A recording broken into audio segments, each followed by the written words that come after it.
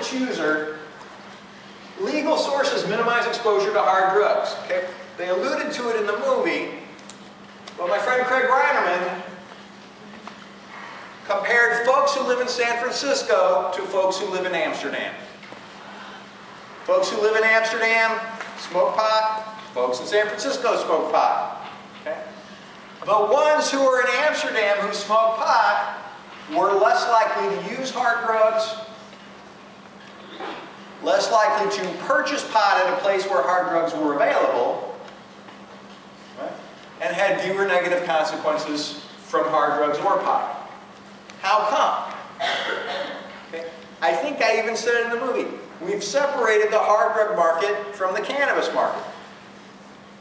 Right. The other thing is increased availability. Right. I remember when I lived in Indiana, this guy going, oh God, I can't find any pot. I guess it's downers for me tonight. What a weak, sad substitute. Right. He's going to have to go do some prescription sedative because he can't find any pot in Bloomington, Indiana. Right. Do folks in Amsterdam ever say that? Oh, I can't find any pot? No, they say, I'm too lazy to go downstairs and get more pot. That increase in availability makes their desperation seem to die down. And when you go to a coffee shop, there's no Coke there. Make sense? So rates of teen use, for example, across these. Teen use of pot is actually lower than teen use of pot here, there, except for one day. You know how we do that 21st birthday thing here? Any idea what I'm talking about? What happens when you turn 21 here in the States? Your friends take you out and get you fucking retarded, right? You're lucky you don't end up in the emergency room with alcohol poisoning. Right? When you turn 18 there, they take you to the coffee shop and get you all baked. It's one of those things.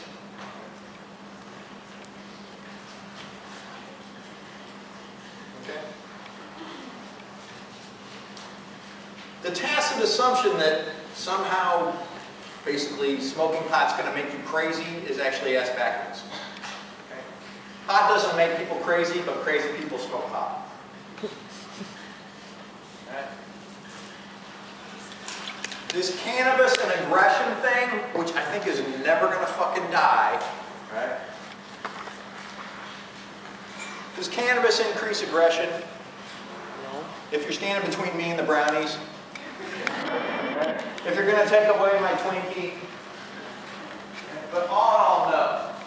In fact, the laboratory data suggests you have folks come in, they smoke either marijuana or SIBO, and then you've got a stooge in the lab who irritates them, who does shit to fuck with them, and then later they get to do mean things back. It's the folks who smoke placebo who are the meanest. I think they're pissed because they got a placebo. Right? But clearly that's the case. Couldn't smoking though, being dehydrated, be aggressive, initiated? So could extreme dehydration So you smoke so much that you were just literally cotton out to the extreme. Couldn't that make you more aggressive? In some sense? Believe it or not, it's not investigated. The literature on dehydration and aggression is very thin. So I'll check. But even stimulants, even caffeine, which I think makes me more aggressive. The data in the lab are suggesting no. It's really just an expectancy. Right? They just didn't get the dose at high. So how did this all happen? Where did this shit come from? This goddamn Marco Polo story that's never going to end. Marco Polo, where was he from? The swimming pool.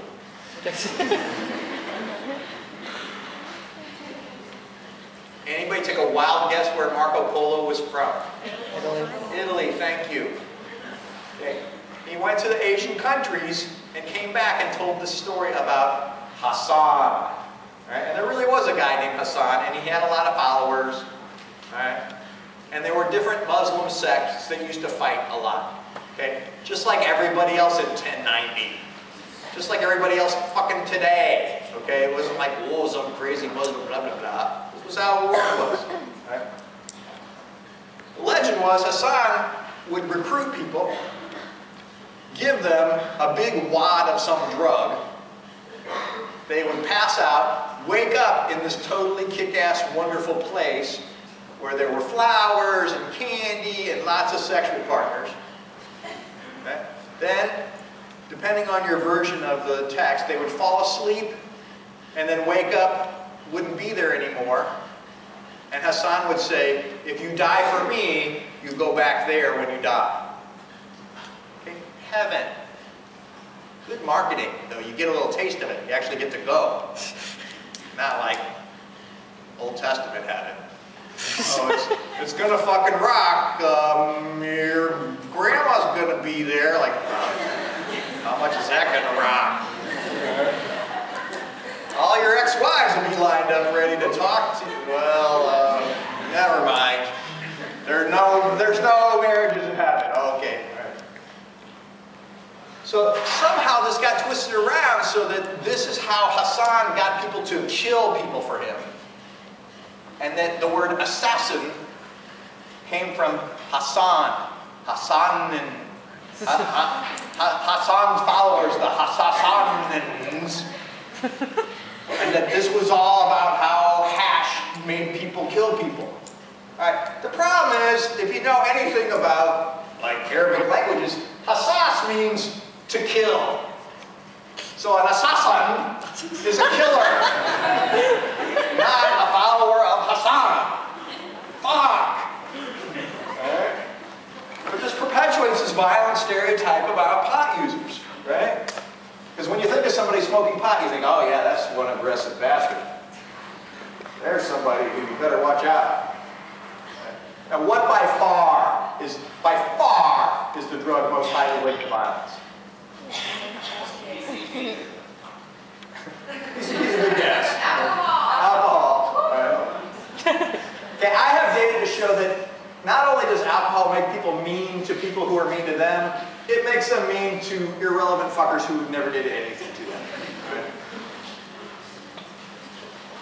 What are the active ingredients? I didn't drive yourselves nuts on this. I'm not having to read the pharmacology chapter, but I just want you to know these names. Okay? The cannabinoids are all native to cannabis.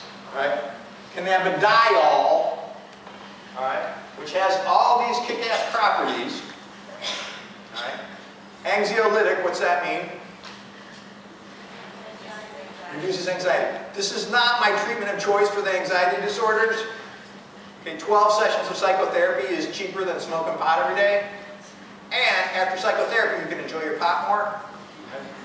Seems to have some antipsychotic effects. Cannabidiol seems to take the sort of psychotic, spacey edge off of THC. Right? And then soporific, although I think that's misspelled. What does soporific mean?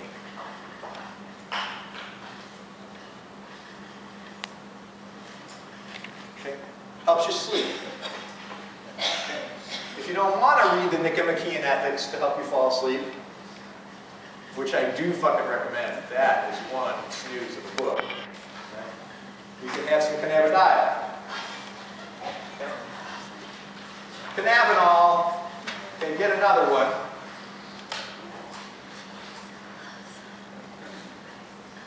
Right, we talked about bong and charas and hashish. Okay. I wanted to emphasize hash oil just because it's getting more play now than it used to. Yes?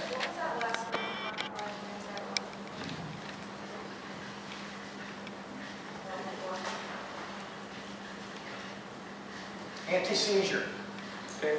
This is curious because my friend Valerie Corral, whose car was basically run off the road by an airplane in this fucking horrible freak accident, had a head injury that led to all these crazy seizures. They put her on all these anti-seizure meds.